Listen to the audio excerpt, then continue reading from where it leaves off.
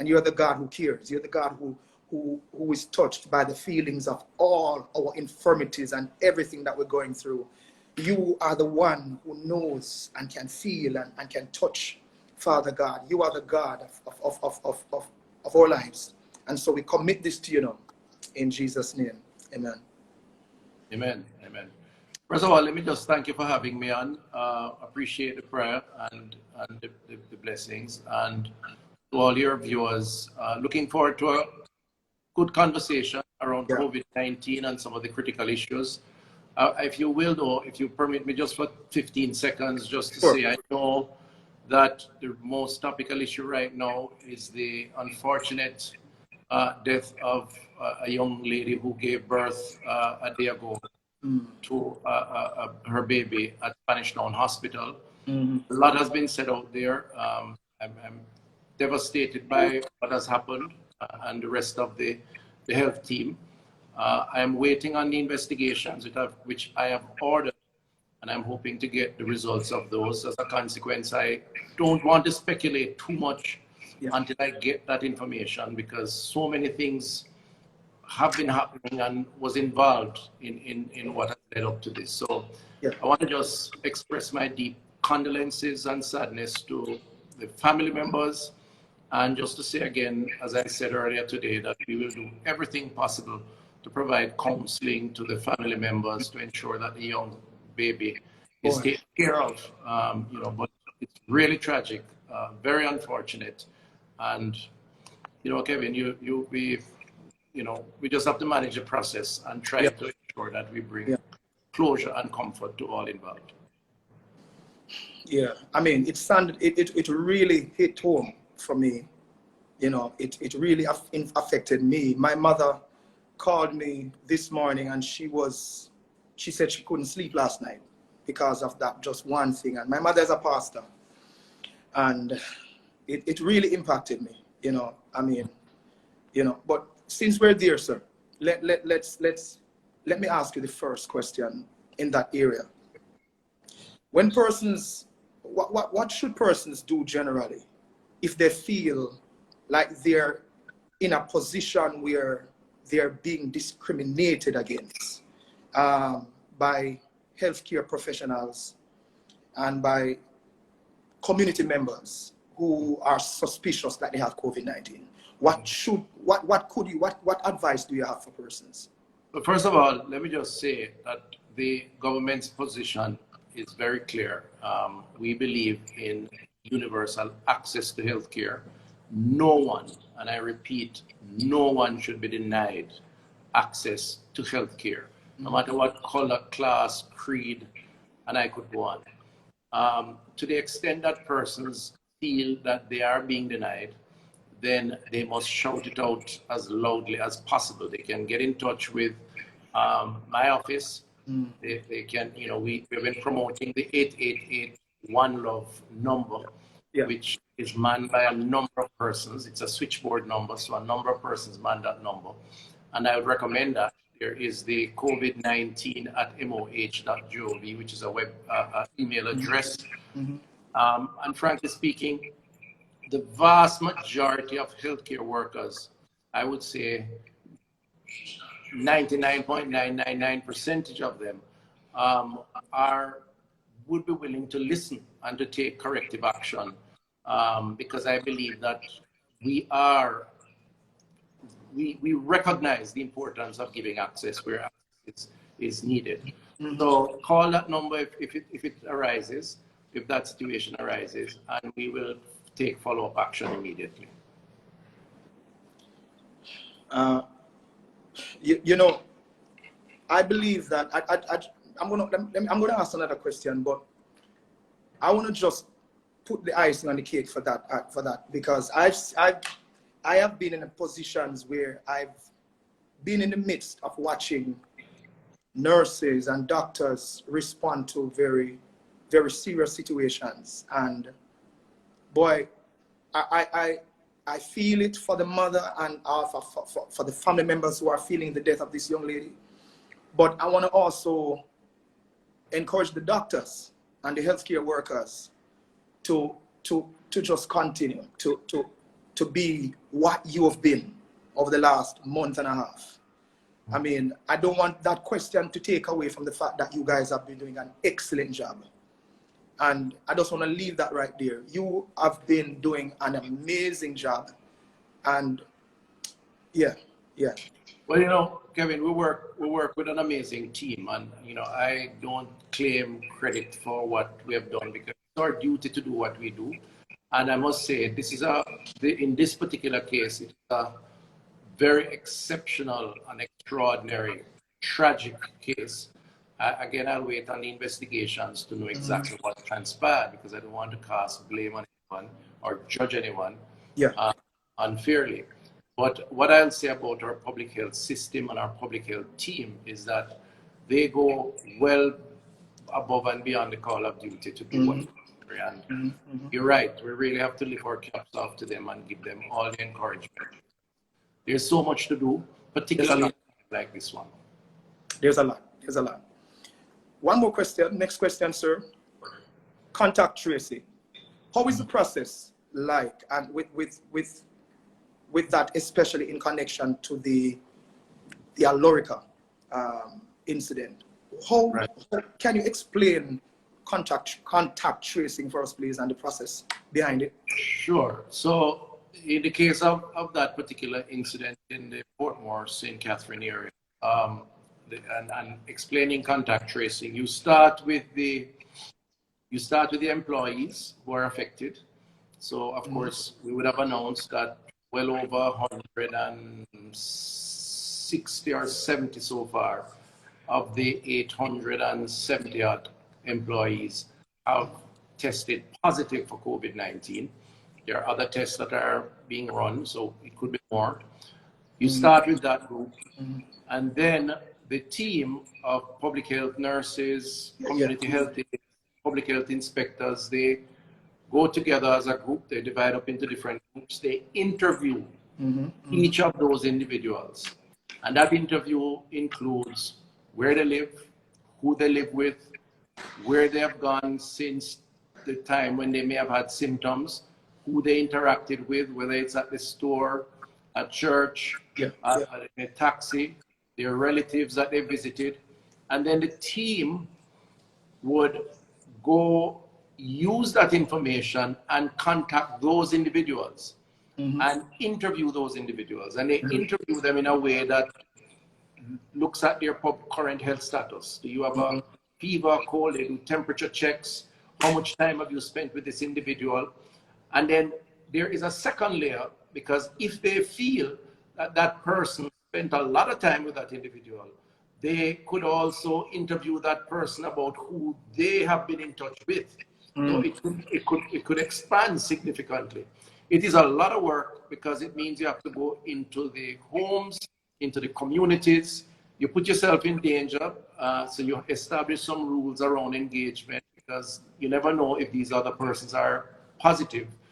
But they work day and night, Sunday to Sunday, to try and establish whether or not this individual would have infected or passed on the virus to other persons. And that's basically what contact tracing is. It's looking at your contacts and tracing or looking for them and interviewing them, and then recommending whether quarantining or isolation, depending on how these persons are and what you think in your judgment they have been exposed to in terms of the risk. Are you aware of the number of tests that are being done for St. Catherine right now? Well, for the employees, we've done well over 600 tests the last time I checked, which was about a day and a half ago. It could be that they have done more. I'm sure they would have. Those are the employees. And then for their contacts, they contacted and thought it was important to test around 300 or so. Again, 2 days ago, it's a changing number. So a number of persons who are contacts of these other persons were tested, discussed the issues with, and so on. And so that would be close to 900 or 1,000. Of course, there are other tests that are done in St. Catherine generally, depending on where other positives turn up and the tracing around that. But specifically to that company, it's about I would say about 1,000 are there. Someone once asked a while ago, what kind of measures are being done to ensure that St. Catherine's lockdown ends soon? Are you aware of any measures that are being done to put an end to this lockdown? Well, it's a decision that is taken by the Cabinet of Jamaica, of course, chaired by the Honorable Prime Minister. But it's influenced also by the advice that he receives and the Cabinet receives, advice from the medical team who are on the ground, who also provide information to myself and to the senior management level.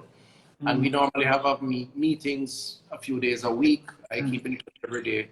So it really is, that advice is based on how much progress we have made in terms of the contact tracing, the testing, and how we think we have been able to cauterize or to manage the problem in a way that you won't have a lot of spread. Because what you really want to do is to manage it, to reduce the spread. So far, a lot has been done on the ground. The team has really worked hard. We will meet again tomorrow, as we normally do. And I believe during those deliberations, the Honorable Prime Minister will announce as appropriate whether or not that curfew arrangement will be lifted. So I don't want to preempt the process clearly because I have not been given the final report on what is happening. But it will be a function of how much progress we have made. We are having some challenges, I must admit, in terms of some of the employees, because we're trying to move a number of them into quarantine facilities. The reality is, Kevin, and I'll say it here for the first time, many of them don't want to go, and some of them have even hidden themselves from the public health team when we visit them. So you turn up at an address, you hear they don't live there or they have left, and it has been a real challenge. Now, while I understand and appreciate some of the concerns that they raise, the stigma issue, they don't want to leave their home because if they leave it, they don't know what will happen. It really is important for us to get the cooperation. Where they're going is very comfortable and they'll get all the amenities that they require. But more importantly, it will at least allow us a better able to manage the virus so that they can get better and they will reduce the impact of infecting others. So we are having some issues, but we're trying to manage and to overcome those issues. But the Prime Minister will make a decision based on the advice he gives. And I can understand some of those persons' fear, I mean, I can definitely understand some of their fears. There's a certain expectation that you might have when you're being asked to leave your home and to go to a place where other persons might have the virus. So for those who are watching, I can definitely connect with the fear of the whole situation. But let me continue by the other day. For example, I grew up on Maxfield Avenue. I grew up in two major communities. I was born in Savlamar, in a poor farming community. I grew up on Maxfield Avenue for most of my teenage years. There's a community that popped up on the radar a few days ago, Stepney, St. Anne, who they were the members of the community. It's a poor farming community. And when they were being interviewed, they were saying basically them not have any money to take care of hand sanitizer, to buy masks. What you saw was a little man with him drum on him donkey, about to catch some water to come back. What measures have been put in place for these real poor communities who a lot of times are looked past, looked over, and forgotten? And you can connect that with this other question. The online school system and the fact that a lot of these poor communities really can't afford the data and everything that is being requested for them, for their child to learn daily online. Please, can you just shed some light on that for me? Right. So just to say again, in terms of the people in Portmore and St. Catherine, there's nothing to fear. Work with the health authorities because it's important that we can work together to overcome this challenge. So I just want to say that. And they're not going to be shut off from the rest of the world. They'll have their phones, they can call, they can communicate. And I really want to make that appeal. On the question of poor communities, you know, you are right. The spread of the virus can become a lot more challenging or represent a bigger threat to densely populated communities that lack basic amenities of like water, that are socioeconomically deprived, they don't have the money to buy the sanitizer and so on. And one of the things that the government is doing and has been doing is developing a program to reach out to those particular communities so that we can create the public education in the first place for prevention. So we're using the flyers and the town criers. The National Water Commission is a big part of the planning in terms of providing basic amenities like water. In the next week or so, we are going to be unveiling a program in conjunction with the private sector and the government. We've been working that out, the PSOJ members, to target some vulnerable communities around the country. Now, vulnerability means that if the virus were to touch down in that community, because of the challenges, the economic challenges, it could spread rapidly and it could affect, you know, the older population, persons with comorbidities, you know, hypertension, diabetes, and so on. So we not only have to educate and inform them, we have to show them what needs to be done so that they can take action, because ultimately it's really about the action that you take. So while we're doing some of that now, and I work with Minister of Local Government and Community Development, Minister Mackenzie, I work with, you know, the Ministry of Labor and Welfare. Those are key ministries to dealing with some of those local grassroots community issues. And we're going to be stepping that up over the next number of weeks as we plan to manage the very risks that you talk about. In terms of education, Mr. Samuda, who is the minister with responsibility for education, has been working very hard to keep the online education infrastructure going, working with the teachers. There's always going to be challenges in these scenarios because it's an unusual approach to have kids fully learning at home. But you know, the nature of this virus, Kevin, is that the virus is rare in terms of the experience, and there are a lot of things that we have to adjust. And one of the things I keep telling people is that nothing is going to be foolproof and successful in the first instance. It really is a function of learning as you go along. Right. Now, in that regard, I want to raise the role of the church because, you know, the church is so embedded in the communities across Jamaica, embedded in some of these inner city communities or poorer communities, as you've mentioned. The church has significant influence on people's behavior in these communities. And one of the things that we've tried to do is to reach out. In the early days of this virus, I had a meeting at a hotel in Kingston, Terra Nova, where I invited all the denominations to come together at a full house and spoke about what was coming and why the role of the church would be very important. The Prime Minister has done the same. And we do take note that the church has been very cooperative in terms of just complying with the rules, having online services, but also very importantly, keeping in touch with community leaders and helping them to understand the messaging. And frankly, I'd like to see more of that happen, and where we can work with vulnerable communities and have a role for the church to play. I am very much in favor of that. So even this new plan with the private sector, the church will have a key role to play there. And, you know, listen out, because we're going to go in that direction because of how important they are to those communities. I agree. I mean, let me ask this question now. With the fact that the church has such a vital role and can play such a vital role in fighting against COVID-19, I've heard a lot of pastor friends of mine lament about the fact that, for example, a lot of those who are in St. Catherine lament about the fact that they have members of their church community who they do weekly give outs to. For example, they do weekly visits to drop some food, do some prayer, especially vulnerable members of the church.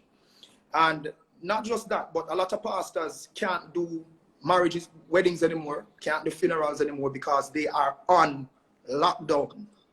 And so the question is, if the church and the pastors play such a vital role, why are they not considered essentials? Well, they are, they are very essential, and part of the rules and terms of engagement has been to provide, give the church some flexibility in terms of its outreach and its communication. And I see where they have been very creative, the pastors and the denominations, in reaching out using the technology. Funerals are allowed, but of course the numbers are restricted significantly. Oh, funerals are allowed, okay. Yeah, but the numbers, you can only have, I think, 10, if I'm not mistaken, I think 10 okay. persons. So we haven't stopped them. But what we have said is that there comes a point now when we have to manage an approach for responsible behavior. And while I fully believe that the church is responsible, they kind of have to, the leaders have to sort of project that on the population and on the communities to get the communities to operate similarly so. So we have not in any way left the church's role out or are evaluating the role of the church. Mm-hmm. And they give back the volunteerism, the handout. Right. What I would encourage church leaders to do is to coordinate those activities with the Ministry of Labor and Welfare, Social Security, because that ministry is a ministry responsible for give outs, handouts. And if you work with them on the ground, because they have a presence in every parish, in every community, mm-hmm. and then you can tag the activity with that government entity, and you can travel with them to do the necessary handouts. So I hope that they are aware of that. If they are not, then I'd certainly encourage them to make contact and make the appropriate arrangement, because we fully appreciate the important role of the church in these communities and in these circumstances. Thank you. I'm not sure if you're aware of the situations that a lot of persons, especially in St. Catherine, are facing. My mother, 2 weeks ago, called me in a frenzy because she lives in Spanish Town, and she went out to purchase her grocery on the day that she was allowed, when it was being name categorized. And she went to Spanish Town first to get some money at the ATM and then to get her stuff purchased. The ATMs were empty. A lot of the pharmacies were closed. And so what she recognized is that on the day of shopping, a lot of places are still closed. A lot of places, I'm not sure why, but on the day that everybody in St. Catherine are asked to shop, the places, some of the places that they need the most, for example, the ATM, empty.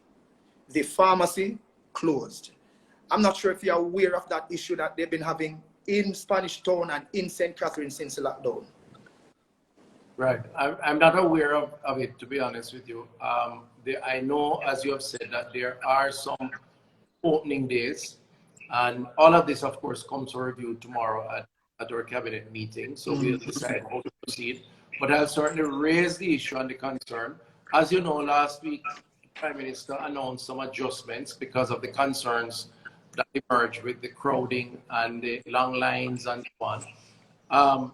Again, I say to your viewers and to yourself, this is really an unusual situation for us, as it is for the world. We're kind of learning as we go along. What is very important for people to understand is that we are very flexible in making adjustments where those adjustments are needed. And we have done so in the past. and we are prepared to do so again. The key, of course, is that people understand that the message is about this virus that can wreak havoc on us, can make many of us ill, can take lives. We don't know much about it, enough about it globally. And so we have to take some precautions until we can get a handle on it. So none of us are doing this because we enjoy doing it. In fact, we fully understand how inconvenient it is. But ultimately, we have to act in the best interest of the health and wellness of the population. And that's what we're trying to do. So I'll discuss it, I'll raise that issue, and hopefully we will adjust where necessary to ensure that the citizens are accommodated, including your mother, of course. Yeah, my mother calls me, you know, she would just call me, you know, so any issue, she would just Kevin, you know, as if, you know, Kevin is gonna just, yeah, get things. Mothers are the same all over. That's it. They'll always be, we will always be their children, no matter how old we are. And they'll always give us what they think. And that's good. And that's a very positive thing. And it's good that she's giving you the feedback, Kevin. Big up to your mom and to your family. Yeah. That's important. Yeah, man. And big up to all the mothers. Big up to all the mothers. You know, I want to just pause to just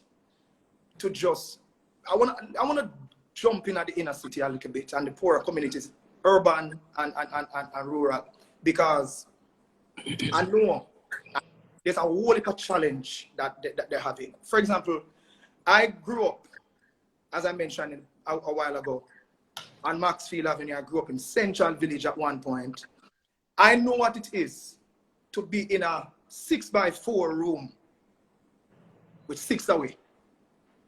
6, 2 bed in that room. And the only thing that can hold in that room is 2 bed and maybe a dresser.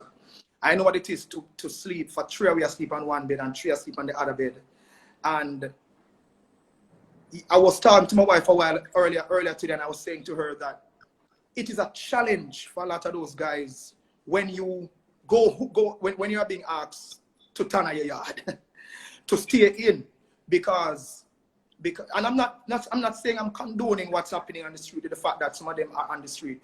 But when you live in an inner city and you 5, 6, 10 of you living at the house, and as you move, you're brushing on somebody else, the best place to be is not in the yard, because sometimes there is no yard space. So the best place to be is on the road. When I was growing up in the inner city, the best place is on the road, because at least you have some breathing space. And most of the time, I know everybody in the yard agree. That's the next thing. Right. And so there's a challenge that inner city, when we see them on the streets, and they seem to be, it's not everybody rebellious, you know. I just want to leave that there. So it's not everybody on the streets in the inner city is rebellious.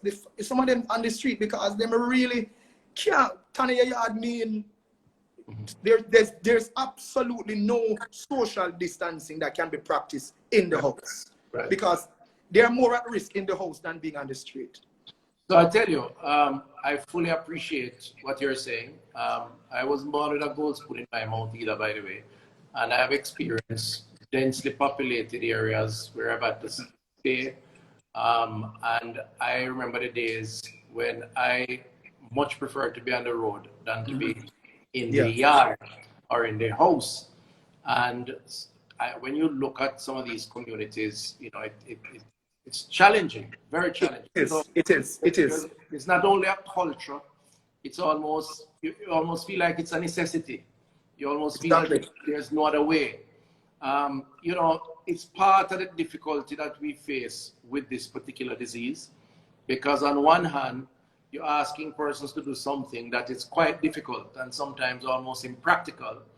But on the other hand, if they don't do something, then the risk of the virus coming into the community, claiming the lives of their mothers and grandmothers, creating much inconvenience and pain and suffering, it almost it's hard for you not to say that this is the way you're going to reduce that risk. Now, how we manage that is going to be a combination of all of our efforts. And that's why we have to find a way to have the influencers in the community, like the church, the community leaders, going in and helping to guide people along a holistic approach. So if 6 people are in a room and you have to be there because that's where you sleep in the nights and you have no other place to sleep, then the idea of social distancing when you are going to bed is impossible. But it doesn't prevent you from ensuring that you wash your hands clean, that you wash your face clean, that you ensure the hygiene issue, and that if somebody has a cough, you may have to extract that person and say, you can't stay in that room because you have a cough. We have to make a decision. We have to stay somewhere else and make we call the doctor quick. So we have to put together an infrastructure, a set of people, which we are working on expanding and enhancing now as part of our COVID response. That's going to help Jamaicans under difficult circumstances to adjust in a holistic way, recognizing the limitations that they have. And I fully agree with you that there are many limitations. Let me stay a little bit in the because this is where I connect with the most, you know, in a city. This is where I've lived all my life. When a mother, before I ask that question, you mentioned there's a team being put together to look deeper into this, right? That's what you said a while ago. There is a team that expanding what is already there. Yes. Okay. Me living in a house with 5, 6 kids. I go on the road, and my hustle is to sell some bag juice or to do something that's my hustle. That's how I earn my money. When I come in with really $500. I don't have the ability to bulk shop. I only can go to the shop to buy a stick of butter, quarter bread, and big jilla oil. That serves me for the day. In the inner city, people don't shop for a week. People can't shop for a week. They really can. Some of them have it just for the day, for just take care of the day. That's it. Tomorrow, take care of itself. And so again, that challenge of being in a lockdown, being in quarantine, and having to wait 2-3 days to purchase again. I'm just voicing these issues that I'm seeing on my page, right, from these persons.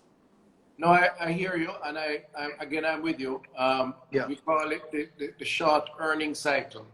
People earn every day to live for the next day, and if you shut them down for too long, then they can't earn, and you can't really ask a hungry man to stay indoors and to social distance. They need food.